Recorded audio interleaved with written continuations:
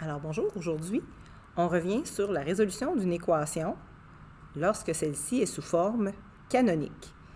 Canonique, ça veut dire lorsqu'on a la forme comme ceci avec le h, le k, donc le sommet de la parabole. Résoudre une équation, ça veut dire de trouver la valeur du x lorsqu'on vous donne le f de x, lorsqu'on vous donne le y. Alors, première chose à faire lorsqu'on a la forme canonique, donc on peut isoler rapidement le x. On vient tout d'abord remplacer notre y par sa valeur. On cherche le x quand y vaut moins 109, alors je viens remplacer mon f de x par moins 109.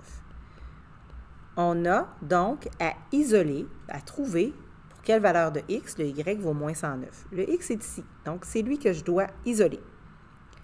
Isoler, ça veut dire de se débarrasser de toutes les valeurs numériques qui sont sur le même côté de l'égalité que ce x-là. On se débarrasse tout d'abord du moins 1 en faisant plus 1 ici à droite. Si je fais plus 1 à droite, je fais plus 1 à gauche, qui donne moins 108. Je dois faire toujours la même opération à gauche et à droite pour conserver l'égalité entre mes deux côtés.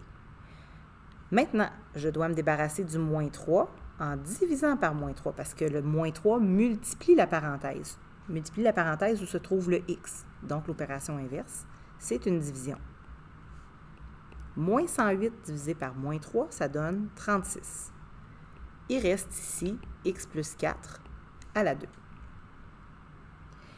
Là, je dois me débarrasser de mon exposant 2. Comment on fait? Bien, pour se débarrasser d'un exposant 2, l'opération inverse, c'est faire la racine carrée. Donc, je dois faire la racine carrée de chaque côté. On a vu que la racine carrée d'une valeur numérique me donne plus ou moins une valeur. Comme ici, la racine carrée de 36 va donner soit 6, soit moins 6.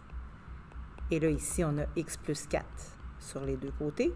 Rappelez-vous, le x plus 4, c'est ça que j'ai ici, là. Il n'y a pas un plus et un moins. Le x plus 4 reste x plus 4. Et je résous maintenant chacune de ces deux égalités-là en faisant, bien ici, je dois me débarrasser du 4 en faisant moins 4. X sera égal à moins 10. Je fais moins 4 de chaque côté. X est donc égal à 2. Alors, quand y est égal à moins 109, bien, j'ai deux possibilités de x, soit 2 ou moins 10. Maintenant, juste faire attention, ici, j'ai pu faire deux branches parce que ça donnait un nombre positif. 36, c'est plus 36. Alors, je peux faire la racine carrée.